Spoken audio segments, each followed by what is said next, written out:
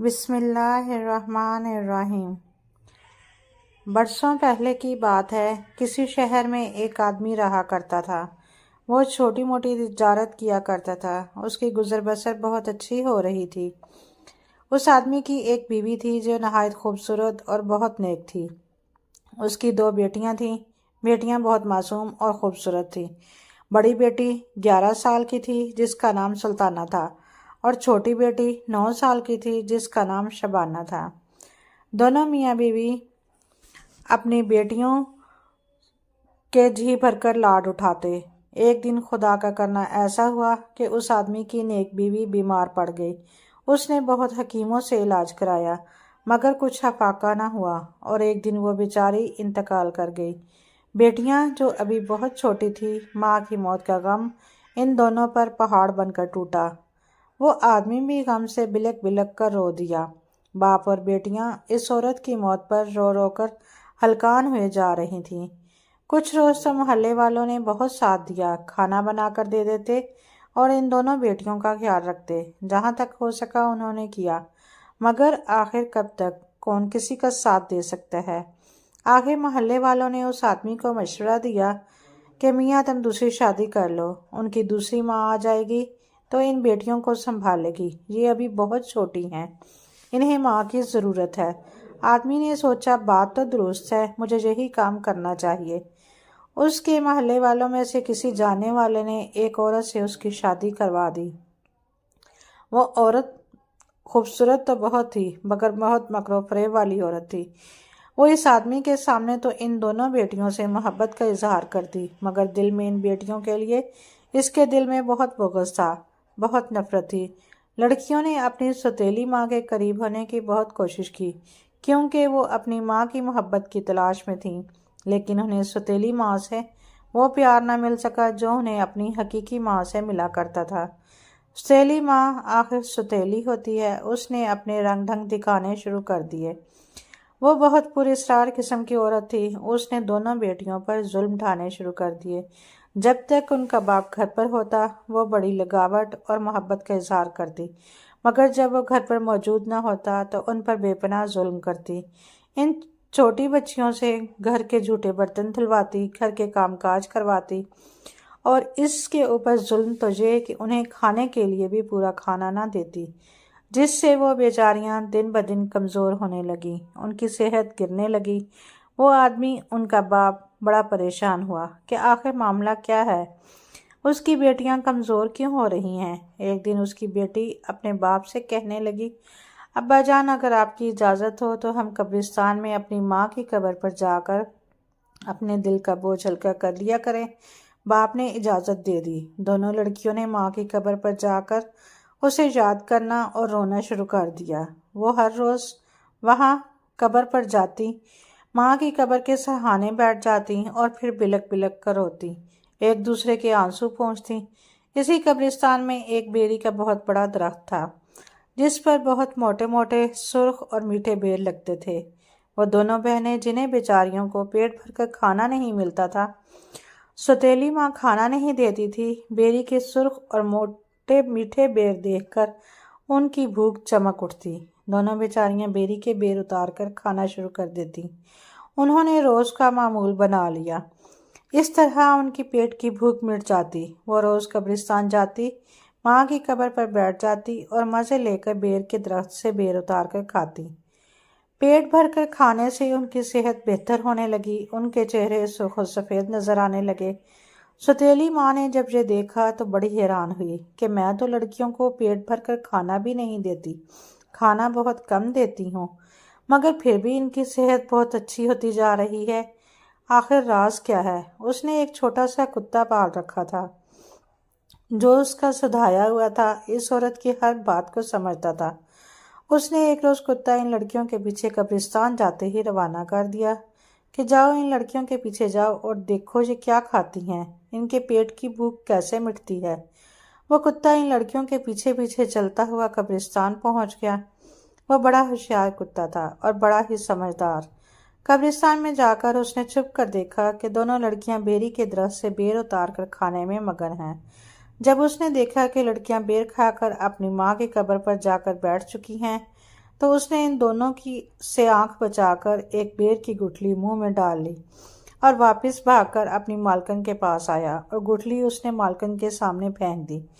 چالاک عورت بیر کی گٹھلی دیکھتے ہی فوراً سمجھ گئی کہ دونوں لڑکیاں بیر کھا کر اپنی بھوک مٹاتی ہیں اور اسی لیے صحت مند نظر آتی ہیں۔ اس نے فوراً چپکے سے اگلے روز ایک لکڑہارے کو بلایا، اسے کچھ پیسے دیے اور کہا کہ قبرستان میں جو بیری کا درخت ہے اسے کاٹ ڈالو۔ لکڑہارے نے پیسے لے کر خوشی خوشی جیب میں رکھے اور اسی شام قبرستان میں وہ بیری کا درخت کاٹ دیا، لیکن وہ عورت اس پر بھی راضی نہ ہوئی۔ اب اس نے دن رات اپنے شوہر کو ان دونوں لڑکیوں کے خلاف بھڑکانا شروع کر دیا۔ باپ ان بیٹیوں سے محبت تو کرتا تھا مگر آخر اس عورت کی باتوں میں آ گیا۔ اس عورت نے کہا کہ یہ کام ذرا برابر بھی نہیں کرتی، میں ان سے پیچھا چھڑوانا چاہتی ہوں، انہیں کہیں چھوڑ آؤ، میں انہیں اب گھر میں رکھ نہیں سکتی۔ آدمی جب بہت تنگ آ گیا تو اس نے سوچا کہ کہیں اس کی بیوی ان بیٹیوں کی دشمنی میں کہیں ان کو کوئی نقصان نہ پہنچا دے، اس لیے بہتر ہے کہ لڑکیوں کا اپنے گھر سے کہیں دور چھوڑ آؤں، آخر وہ کسی نہ کسی طرح پل ہی جائیں گی۔ ایک روز اس نے بہانے سے اپنے دونوں بیٹیوں کو بلایا اور کہنے لگا، بیٹیوں میرے ساتھ جنگل میں چلو، مجھے وہاں کچھ لکڑیاں کاٹ کر لانی ہیں، میں تمہیں بھی ساتھ لیے چلتا ہوں، تم بھی جنگل کی سیر کر لینا۔ دونوں لڑکیاں بیچاری جانتی نہیں تھیں، بہل گئیں اور خوش ہو گئیں، انہوں نے فوراً ساتھ چلنے کی حامی بھر لی۔ باپ نے کلہاڑی اور ایک رسی اپنے ساتھ رکھی اور دونوں بیٹیوں کو لے کر جنگل کی طرف چل پڑا۔ جنگل میں پہنچا تو وہاں پر ایک تالاب کے کنارے بیٹھ گیا اور کہنے لگا، تم دونوں یہاں بیٹھو، میں اس درخت کے پیچھے جا کر کچھ لکڑیاں کاٹ کر لاتا ہوں، اور سنو، جب تک کلہاڑی کے چلنے کی آواز آتی رہے تم سمجھ لینا کہ میں یہیں آس پاس موجود ہوں، اور جب کلہاڑی کی آواز نہ آئے تو سمجھ لینا کہ میں وہاں نہیں ہوں، میں کہیں دور ہوں، مجھے آواز دے لینا، میں اسی طرح واپس آ جاؤں گا۔ بیٹیاں بیچاری باپ کی باتوں میں آ گئی، وہ فوراً درخت کے پیچھے پہنچا اور کچھ دیر تو ایک درخت پر کلہاڑی چلاتا رہا، پھر اس نے رسی کی مدد سے کلہاڑی کو ایک درخت کی ٹہنی کے ساتھ باندھ دیا۔ ہوا چل رہی تھی، ہوا جب چلتی تو کلہاڑی درخت سے ٹکراتی اور پھر ایسی آواز آتی جیسے لکڑی کاٹی جا رہی ہو۔ پھر وہ آدمی چپکے سے وہاں اپنے گھر کی طرف چلا گیا۔ کافی دیر بعد جب گزر گئی اور شام کا اندھیرا پھیلنے لگا تو لڑکیاں بڑی حیران ہوئیں کہ باپ ابھی تک لکڑیاں ہی کاٹ رہا ہے۔ وہ باپ کو بلانے کے لیے درخت کی طرف بڑھی۔ جب انہوں نے درخت کے پیچھے جا کر دیکھا تو وہ یہ دیکھ کر حیران اور خوفزدہ ہو گئی کہ کلہاڑی رسی سے بندھی ہوئی ہے اور درخت سے ٹکرانے کی ایسی آواز آتی ہے جیسے کوئی لکڑی کاٹ رہا ہے۔ بڑی لڑکی سلطانہ سمجھدار تھی، سمجھ گئی کہ اس کا باپ ستیلی ماں کی باتوں میں آ کر انہیں جنگل میں بے یارو مددگار چھوڑ کر چلا گیا ہے۔ اسے خوف تو آیا مگر اس نے اپنی چھوٹی بہن کو دلاسا دیا۔ شام کا وقت تھا اور اندھیرا بڑھ رہا تھا۔ پھر وہ جنگل میں ایک طرف کو دونوں چل پڑیں۔ کافی دور چلتے چلتے جنگل میں بیچاری بھٹکتے بھٹکتے انہیں دور ایک جھونپڑی کی روشنی دکھائی دی۔ وہ چلتی ہوئی جھونپڑی کے قریب پہنچی۔ انہوں نے دیکھا کہ جھونپڑی کے اندر سے دیے کی مدھم سی روشنی باہر آ رہی تھی۔ وہ جو اندر داخل ہوئیں، جھونپڑی اندر سے کافی بڑی تھی۔ انہوں نے دیکھا کہ جھونپڑی کے اندر ایک چارپائی پر بوڑھی عورت لیٹی ہوئی تھی۔ بوڑھی عورت نے جب دو کمسن لڑکیوں کو اپنی جھونپڑی میں داخل ہوتا دیکھا تو فوراً اٹھ کر بیٹھ گئی۔ بوڑھی عورت کا چہرہ بڑا خوفناک تھا۔ کہنے لگی، تم کون ہو؟ لڑکیاں اس بوڑھی عورت کی شکل دیکھ کر ڈر گئیں۔ بوڑھی عورت نے جب دیکھا کہ دونوں لڑکیاں سہم گئی ہیں تو وہ کہنے لگی، ڈرو مت بیٹی اور مجھے بتاؤ کہ تم کون ہو۔ سلطانہ کہنے لگی، بڑی اماں، ہم اپنے باپ کے ساتھ جنگل میں لکڑیاں کاٹنے آئی تھیں کہ ہمارا باپ ہمیں وہیں چھوڑ کر چلا گیا، ہم وہیں بھٹکتی رہیں اور راستہ بھول گئیں، ہمیں آپ کی جھونپڑی دکھائی دی تو ہم یہاں آ گئیں۔ بوڑھی عورت کو ان دونوں بچیوں پر رحم آ گیا۔ اس نے انہیں چارپائی پر بٹھایا اور گرم گرم دودھ پینے کے لیے دیا اور پھر کہنے لگی، मैं तुम्हें अपनी इस झोंपड़ी में रात पनाह तो दे दूं, मगर बात दरअसल ये है कि मेरा बेटा एक जादूगर है और वो आदमखोर है। वो इंसान को भूनकर उसका गोश्त खा जाता है। तुम्हें अगर झोंपड़ी में उसने देख लिया तो तुम्हें जिंदा नहीं छोड़ेगा। इसलिए बेहतर है कि तुम मेरी झोंपड़ी से कहीं और चली जाओ। ऐसा ना हो कि तुम जान से हाथ धो बैठो। सुल्ताना कहने लगी, बड़ी अम्मा, हम रात के अंधेरे में इस वक्त कहाँ जाएं?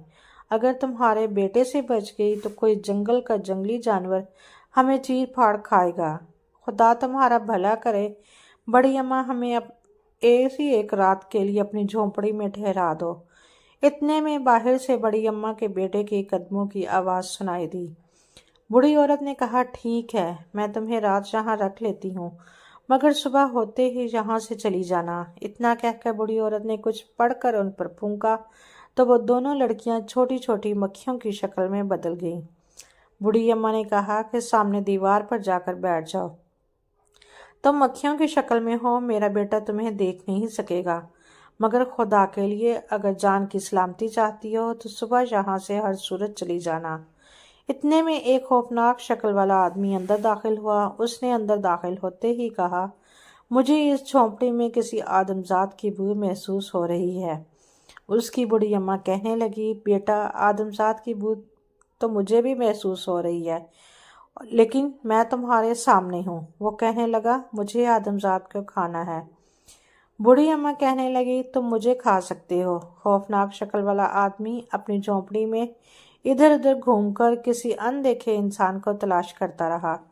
फिर नाकाम हुआ तो एक तरफ पड़कर सो गया और फिर झोंपड़ी में उसके ऊंचे ऊंचे खौफनाक खर्राटे गूंजने लगे।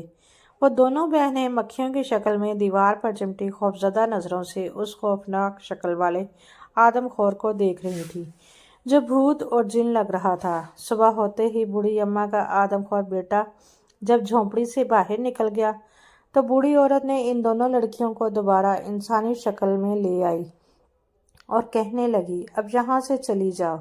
उन्होंने बूढ़ी औरत का शुक्रिया अदा किया और वहाँ से निकल पड़ी। जंगल में चलते चलते वो बहुत दूर निकल आईं। जंगल में उन्हें एक ऐसी जगह दिखाई दी जहाँ पर बहुत से फलदार दरख्त थे। उन्होंने इधर उधर से दरख्तों की लकड़ियाँ और घास इकट्ठी करके एक छोटी सी झोंपड़ी बनाई। दोनों बहनें इसी झोंपड़ी में रहने लगीं। इस बात का कुछ अरसा गुजर गया। वो दोनों बहनें इसी जंगल में फलदार दरख्तों के फल खाकर गुजारा करती और कभी कभी किसी जंगली छोटे जानवर का शिकार कर लेती। रफ्ता रफ्ता उनकी उम्रें बढ़ने लगीं और वो जंगल की बासी बनकर रह गईं। एक रोज़ ऐसा हुआ कि इस जगह पर कुछ बादशाह के सिपाही शिकार की तलाश में आए। उन्होंने वहां पर कुछ तीतरों का शिकार किया। ये दोनों बहनें उन्हें दूर से देख रही थीं। फिर बादशाह के सिपाहियों ने इन तीतरों को वहीं पर भूनना शुरू कर दिया, मगर सिपाहियों से तीतर भुने ना जा सके और तीतरों का गोश्त जल गया। सिपाही बड़े परेशान हुए। तीतर उन्होंने भूनकर अपने बादशाह की खिदमत में पेश करने थे। जब तीतरों का गोश्त जल गया तो सिपाहियों का सालार बड़ा परेशान हुआ कि अब क्या करूं। उसने अपने सिपाहियों से कहा कि इर्द गिर्द कोई और तीतर तलाश करो, मगर सिपाहियों के ढूंढने पर भी तीतर वहां ना मिले तो वो शिकारियों के खौफ से उड़कर जा चुके थे। जो शिकार उनके हाथ आ गया था वो तो जल चुका था। सिपाहियों का सालार बड़ा परेशान हुआ और कहने लगा, तीतरों के इन गोश्त को दोबारा ठीक करवाने के लिए किसी आदमी को ढूंढो।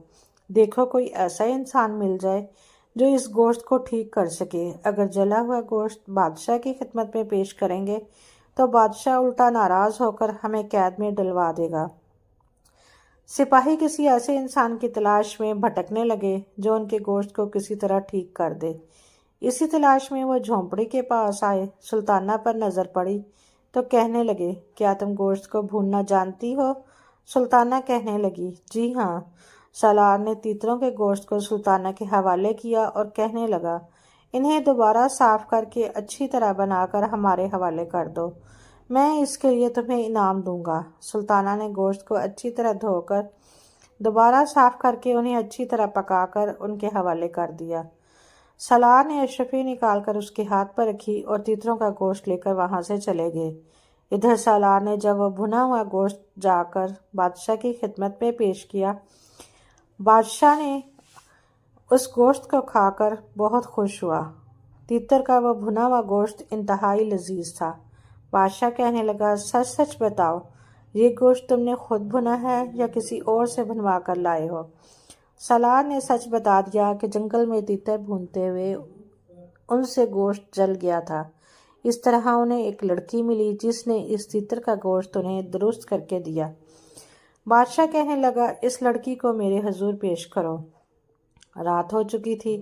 اگلے روز صبح سالار جب اسی جھونپڑی میں اس لڑکی کو لانے کے لیے پہنچا تو وہاں پر سلطانہ موجود تھی اور چھوٹی بہن جھونپڑی سے باہر پھلدار درختوں کے پاس پھل اکٹھے کرنے گئی ہوئی تھی۔ سلطانہ سپاہیوں کو دیکھ کر ڈر گئی۔ سالار کہنے لگا، گھبراؤ مت، بادشاہ تمہیں اور انعام دینا چاہتا ہے، اسی لیے تمہیں اس نے یاد کیا ہے۔ سلطانہ نے بہت کہا، اس کی چھوٹی بہن باہر گئی ہے، وہ آ جائے تو وہ ساتھ چلے گی، مگر سالار نے ایک نہ سنی اور سلطانہ کو لے کر وہاں سے چلا گیا۔ سلطانہ نے چلتے چلتے جھونپڑی میں پڑے ہوئے کچھ گھاس اور تنکے اٹھا لیے اور جس راستے پر چلتی جا رہی تھی وہاں وہ پتے اور گھاس پھینکتی جا رہی تھی تاکہ اس کی بہن جب جھونپڑی میں آئے تو اسے نہ پا کر یہ سمجھ جائے کہ اس کی بہن کس طرف گئی ہے اور ان تنکوں اور گھاس کا پیچھا کرتی کرتی اس تک پہنچ جائے۔ لیکن خدا کا کرنا ایسا ہوا کہ محل کے قریب پہنچ کر اس کے گھاس کے تنکے ختم ہو گئے۔ ادھر جب اس کی چھوٹی بہن شبانہ جھونپڑی میں پہنچی تو بہن کو جھونپڑی میں نہ پا کر بہت پریشان ہوئی، اور جب اس نے اس جھونپڑی میں تنکوں کو بکھرے ہوئے دیکھا تو وہ سمجھ گئی کہ اس کی بہن اس کے لیے نشانی چھوڑ گئی ہے۔ وہ ان پتوں اور تنکوں کا پیچھا کرتے ہوئے چلتی چلتی اسی راستے پر چلنے لگی۔ چلتے چلتے جب وہ محل کے قریب پہنچی تو وہ گھاس اور تنکے ختم ہو چکے تھے۔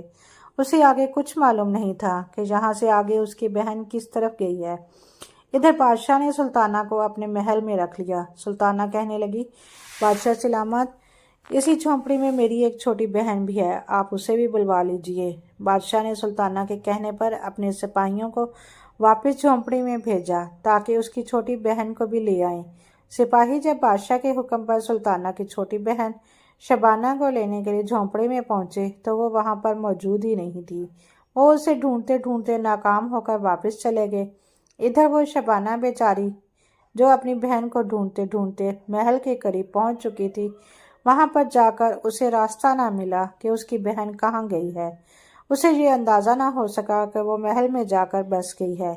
کچھ روز تو وہ وہیں بیٹھی اپنی بہن کا انتظار کرتی رہی۔ راہ گیر گزرتے ہوئے کچھ کھانے کے لیے دے دیتے تو کھا لیتی۔ ادھر بادشاہ کی پہلی 3 بیویاں تھیں، مگر اتفاقیہ طور پر ان تینوں میں سے بادشاہ کی کوئی اولاد نہ تھی۔ بادشاہ نے سلطانہ کی خوبصورتی سے متاثر ہو کر اس سے شادی کرنے کا فیصلہ کر لیا۔ اس وقت کے بادشاہ شادی کے لیے مرضی نہیں پوچھتے تھے بلکہ اپنا حکم صادر کرتے تھے۔ بادشاہ نے سلطانہ سے شادی کر لی۔ بادشاہ کی تینوں پہلی بیویاں جو بے اولاد تھی پہلے ہی سلطانہ کی خوبصورتی دیکھ کر حسد کرنے لگیں، اب تو اور بھی جل بھن کر رہ گئیں کہ جس لڑکی کا کچھ اتا پتہ نہیں، وہ کہاں سے آئی ہے، کوئی فقیرنی ہے یا کوئی اور۔ بادشاہ نے اسے ہمارے مقابلے پر ملکہ بنا دیا۔ اب خدا کی قدرت دیکھیے کہ بادشاہ کا سلطانہ سے ایک بیٹا پیدا ہوا۔ تینوں بیویوں نے جو بے اولاد تھیں انہوں نے مل کر سازش کی اور جب بیٹے کی پیدائش ہوئی تو انہوں نے اس بیٹے کی جگہ پر ایک کتیا کا بچہ رکھ دیا اور سلطانہ کے بیٹے کو اٹھا کر دائی سے کہا کہ اسے محل سے دور کہیں پھینک آئے۔ دائی اسے اٹھائے جھونپڑی کے پاس پھینک کر چلی گئی۔ اتفاق سے یہ وہی جھونپڑی تھی جس میں شبانہ رہتی تھی۔ اس نے دائی کو بچہ پھینکتے دیکھ لیا۔ اس نے بچے کو اٹھا لیا اور اپنی جھونپڑی میں لے جا کر اس کی پرورش کرنے لگی۔ ادھر بادشاہ کو جب اطلاع ملی کہ سلطانہ نے ایک کتیا کے بچے کو جنم دیا ہے تو وہ بہت ناراض ہوا۔ اس نے سلطانہ کو تخت سے ہٹا دیا اور اس کے ساتھ کنیزوں جیسا سلوک کرنے لگا۔ ادھر سلطانہ کی چھوٹی بہن شبانہ اپنے بچے کی پرورش کرنے لگی۔ وہ ادھر ادھر امیروں کے محلوں میں کام کرتی اور اپنے بچے یعنی اپنے بھانجے کی پرورش اچھے طریقے سے کرنے لگی۔ اس بچے کو اپنی جان سے بھی زیادہ عزیز رکھتی۔ ایک روز شبانہ نے اس بچے کو ایک کاٹ کا گھوڑا خرید کر دیا، یعنی کہ لکڑی کا گھوڑا۔ ایک روز بچہ وہی کاٹ کے گھوڑے پر بیٹھا کھیل رہا تھا اور یہ الفاظ بار بار کہے جا رہا تھا، چل میرے گھوڑے۔ اتفاق سے بادشاہ کا ادھر سے گزر ہوا۔ بادشاہ نے جب لڑکے کو دیکھا تو کہنے لگا، ارے نادان، کیا لکڑی کا گھوڑا بھی کبھی چل سکتا ہے؟ سلطانہ کی چھوٹی بہن شبانہ، جو اس بچے کے قریب بیٹھی تھی، کہنے لگی، بادشاہ سلامت، اگر ایک عورت کتیا کے بچے کو جنم دے سکتی ہے تو کاٹ کا گھوڑا کیوں نہیں چل سکتا؟ بادشاہ اس کی بات سن کر بڑا حیران ہوا اور اسے اس بات کی وضاحت طلب کی۔ شبانہ بہت عقل مند تھی، کہنے لگی، جو بادشاہ کانوں کا کچا ہوتا ہے اور ہر بات پر یقین کر لیتا ہے، وہ نہ ہی اپنے گھر والوں کے لیے کچھ فائدہ رکھتا ہے اور نہ ہی اپنی رعایا کے لیے۔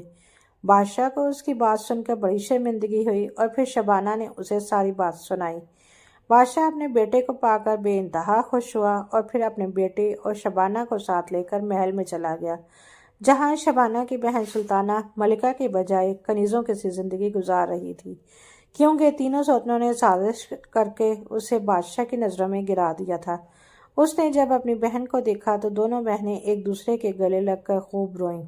بادشاہ بہت شرمسار تھا، لیکن اس پر حقیقت کھل چکی تھی۔ اس نے اس دائی کو بلوایا جس نے سوتنوں کے کہنے پر بچے کو اٹھا کر محل سے دور جھونپڑی کے پاس پھینک دیا تھا۔ دائی جھوٹ پکڑے جانے پر خوفزدہ تھی۔ اس نے سارا سچ اگل دیا۔ بادشاہ نے اپنی تینوں بیویوں کو قید میں ڈال دیا اور سلطانہ کو نہایت عزت اور احترام سے دوبارہ تخت پر بٹھا دیا۔ وہ اپنے بیٹے کو پا کر یعنی ملکہ سلطانہ کے ساتھ ہنسی خوشی محل میں زندگی گزارنے لگی۔